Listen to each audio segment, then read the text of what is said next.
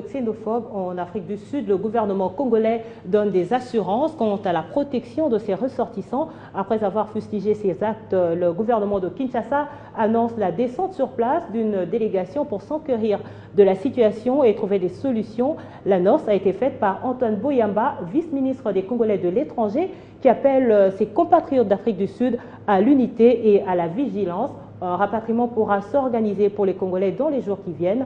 Pour le gouvernement congolais, aucun Congolais ne sera abandonné. Le vice-ministre est interviewé par nos reporters. Bon, nous avons d'abord, sur le plan diplomatique, convoqué l'ambassadeur de la République sud-africaine accrédité chez nous ici à Kinshasa,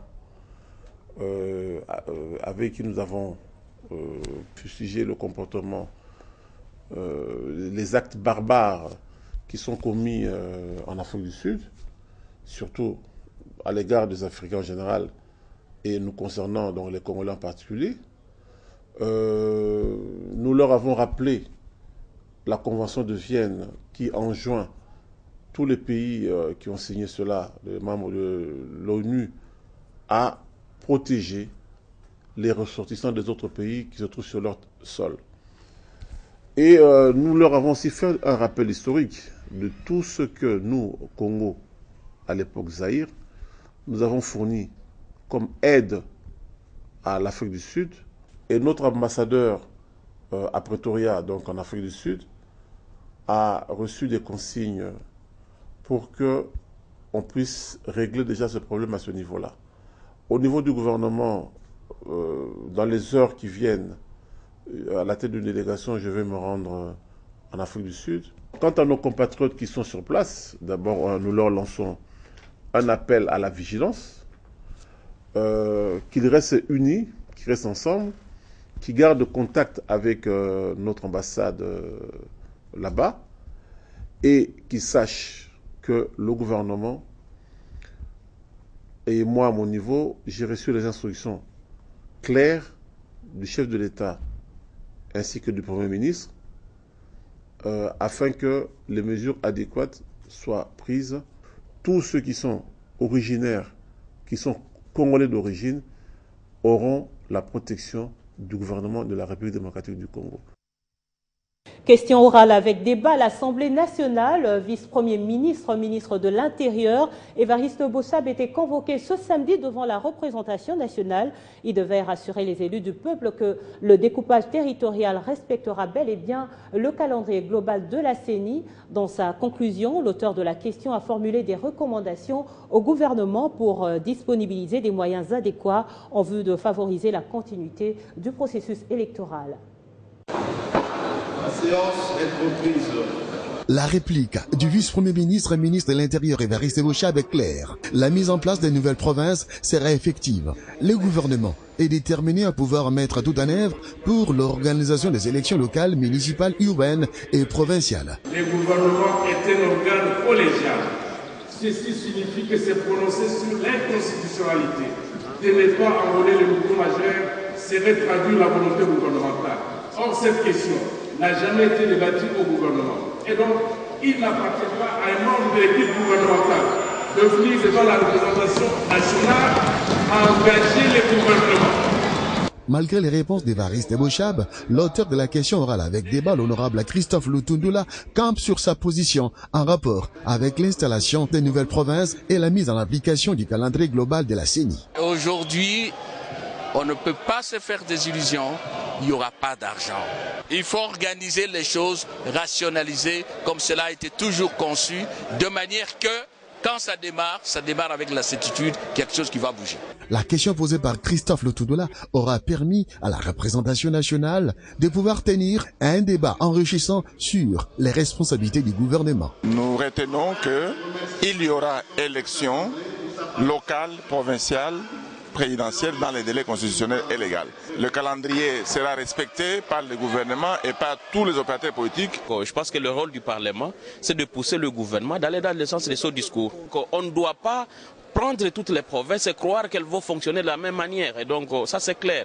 Il est question de diviser les moyens qui étaient récemment donnés aux provinces et aux nouvelles provinces. Et ça ira. Avec ces débats, la Chambre basse du Parlement congolais a fait preuve du respect de la liberté d'opinion et la tolérance des éléments clés pour l'avancement du processus électoral. Concrétisation de la loi portant décentralisation et installation de nouvelles provinces en République démocratique du Congo. Une matinée de travail a été organisée ce samedi à Kinshasa, signe que le gouvernement tient parole. Cette cérémonie a été présidée par le vice-premier ministre, ministre de l'Intérieur et de la Sécurité, Évariste Boshab, qui a eu la charge de rappeler aux animateurs de différentes commissions installées les responsabilités qui leur incombent.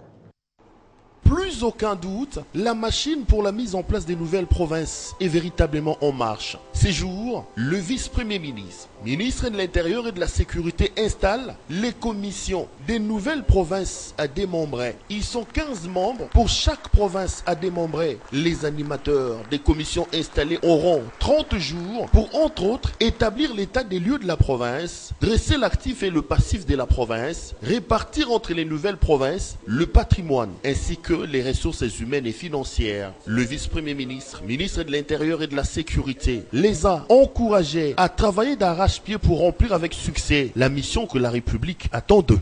L'occasion vous est offerte d'apporter votre contribution à l'édifice de la décentralisation inauguré par le chef de l'État dès sa prise de pouvoir. L'occasion vous est donnée de démontrer que l'impossible n'est pas congolais. Par votre engagement et détermination, les 26 provinces seront effectives au mois de juin prochain. Il s'agit là de faire en sorte que l'avenir reste ouvert pour que chacun garde l'espoir de mieux vivre. Je reste convaincu que le résultat de vos travaux aideront à apaiser les inquiétudes récurrentes exprimées par les sceptiques quant à la survie sur le plan d'infrastructure de nouvelles provinces. Il est à noter qu'au terme de leurs 30 jours de travail, les différentes commissions vont présenter leur rapport à l'Assemblée provinciale qui va prendre acte, une prise d'acte qui scelle désormais le démembrement de la province concernée. Dans l'actualité également, un bâtiment administratif moderne pour le poste frontalier de Lufu dans la province du Congo central. C'est pour bientôt.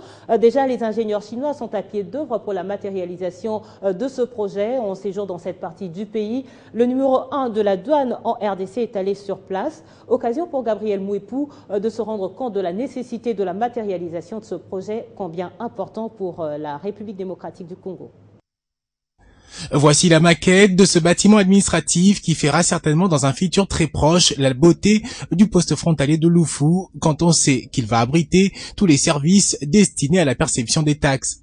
Ici, l'ingénieur chinois explique le fond et la forme de ce futur joyau au numéro 2 de la douane en visite d'inspection, ce dernier qui séjourne dans la province du Congo central. Ce poste frontalier prend de l'importance. Au niveau de la douane, nous l'avons carrément élevé en bureau de douane, mais il faut maintenant lui doter des infrastructures conséquentes. Mais en attendant, il est prévu la construction d'un bureau administratif en matériaux préfabriqués. Il est prévu que la semaine prochaine, si cela est possible, qu'une cérémonie de pose de la première pierre d'un grand immeuble qui va abriter tous les services qui opèrent à la frontière. Donc que cette cérémonie puisse avoir lieu la semaine prochaine. Les travaux vont prendre plus ou moins 5 à 6 mois pour construire un grand immeuble. Mais en attendant la réalisation de cet immeuble-là, nous avons pensé qu'on peut aussi poser une construction en matériaux préfabriqués. Mais alors, quel sera l'avantage ici de la construction d'un bâtiment administratif? Cela permettra à la douane de pouvoir travailler directement à la frontière.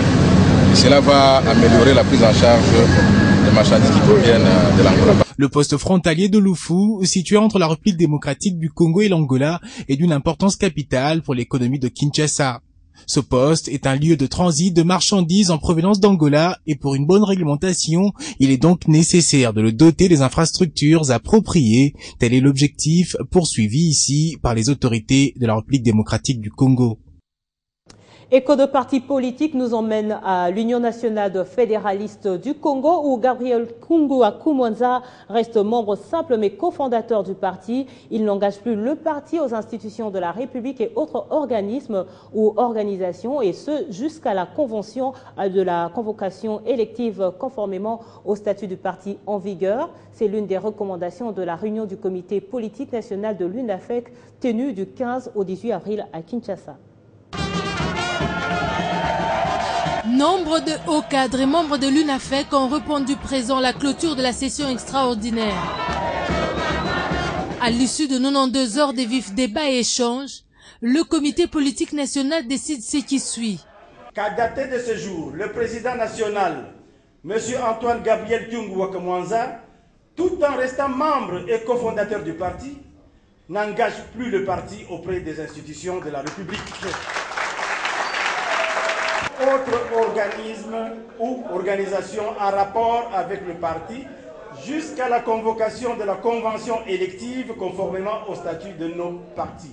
Le comité qui s'est à l'occasion réuni à Kinshasa rejette également en bloc les résolutions du mini-congrès de Lubumbashi organisé par Gabriel Kyungu. Toutes les résolutions prises en violation de nos statuts et de la loi sur les partis politiques au cours des 10 mini-congrès sont nulles et de nul effet et ne sont opposables à personne. Le comité des sages, composé de 3 personnes, est mis en place sous la coordination du secrétaire général, Dr Omba Sakatolo Modeste. La commission politique nationale réaffirme son attachement au président de la République Joseph Kabila et son respect à la Constitution et loi de la République. Les élections arrivent bientôt, l'heure est donc au recadrage des idées pour s'y préparer. Voilà ce qui a réuni tous les cadres du parti Mouvement Solidarité pour la démocratie et le développement, MSDD, dans un conseil national de refondation. Le parti cher à l'honorable Christophe Lutundula, pendant 2 jours, a échangé des idées pour une requalification et refondement pour une nouvelle marche en prélude de toutes les échéances électorales que devra connaître la RDC. La salle de conférence de l'église Sainte-Anne de la Gombe était envahie de monde. Militants et cadres du mouvement Solidarité pour la démocratie et le développement se sont donné rendez-vous pour parler franc à l'approche des élections. Un moment de retrouvailles parce qu'ils sont venus de toutes les provinces de la RDC, mais aussi stratégiques, parce qu'ici seront décidées les nouvelles stratégies, les nouvelles orientations du parti. On a fait longtemps. Il faut reconnaître qu'il n'y avait presque pas d'activité parce qu'on a subi beaucoup de coups. Je ne peux pas de moi-même prendre la décision de faire quoi que ce soit. Ce n'est pas démocratique. Et les statuts me donnent l'opportunité de faire venir les gens de l'intérieur et d'ici pour voir ensemble ce que nous faisons. Et maintenant, là, ce que nous devons faire, c'est d'examiner la possibilité de refonder le parti. Tout le directoire est démissionnaire au sein de cette formation politique. Cette restructuration fait partie de ses coutumes, une des valeurs démocratiques que son initiateur veut à tout prix préserver. Tous ceux qui exercent les fonctions sont réputés démissionnaires, y compris moi-même. Et j'ai demandé à tous les membres actuels de prendre conscience de ce qui se passe au pays et des réalités du parti. Ne prenez pas de décisions pour me faire plaisir. Le parti, ce n'est pas une affaire de personne. Si vous dites « nous refaisons le parti », on s'engage et on y va alors plus sérieusement qu'avant. Ainsi, le mouvement Solidarité pour la démocratie et le développement se range en ordre de bataille pour les élections prochaines auxquelles il compte engager le plus de sièges possible. L'autonomisation de la femme face à la santé de la production et l'accès solidaire aux soins de santé de qualité, c'est le thème d'un atelier de formation que la Ligue des femmes de l'Alliance des forces démocratiques du Congo a organisé ce samedi à l'intention de ses membres, parmi elles les femmes des associations alliées à cette formation politique. La cérémonie d'ouverture a connu la participation de l'autorité morale du parti Modeste Batilou-Kwebo. Elles étaient toutes là. L'ensemble de membres de la Ligue de femmes de l'AFDC et celles des associations alliées basées à Kinshasa. Vu l'importance de la formation, tous les hauts cadres du parti étaient présents, y compris Modeste Bahati, l'autorité morale. Ici, toutes ces femmes sont à l'école de la planification familiale, D'où les thèmes l'autonomisation de la femme face à la santé de la reproduction et l'accès solidaire aux soins de santé de qualité. L'événement coïncidait avec la présentation de membres de nouveaux comités fédéraux et communaux de la ville-province de Kinshasa, ce par les secrétaires généraux adjoints du parti, Patrick Djanga. Les heureuses promues ont reçu la bénédiction du président